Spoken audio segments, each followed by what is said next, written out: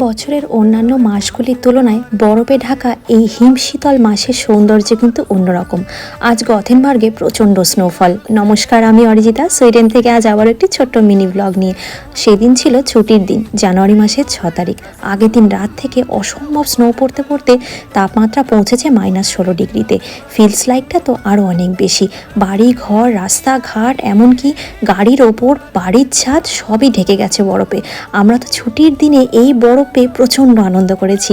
পাহাড়ের ওপরে পর্যন্ত পৌঁছে গেছি অনেক কষ্টে, গরম গরম 1 ফ্লাস্ক চা নিয়ে। দুজনে মিলে সেইখানে বসে ঢেকে যাওয়া বরফের বেঞ্চটার মধ্যেই বসে চা পার্টি করেছি খুব আনন্দে। আর যখনই সেই ছবি, ভিডিও আর ছোট ছোট ফটোগুলো আপনাদের সাথে শেয়ার করেছি, তখনই যেন সেই মুহূর্তটা হয়ে উঠেছে আমাদের কাছে তরতাজা। আপনাদের ডিটেল ব্লগের মাধ্যমে শেয়ার করেছি আমাদের সেই বরফ দেখা শহরের সৌন্দর্য। কেমন লেগেছে অবশ্যই লাইক কমেন্ট করে জানাতে কিন্তু ভুলবেন না।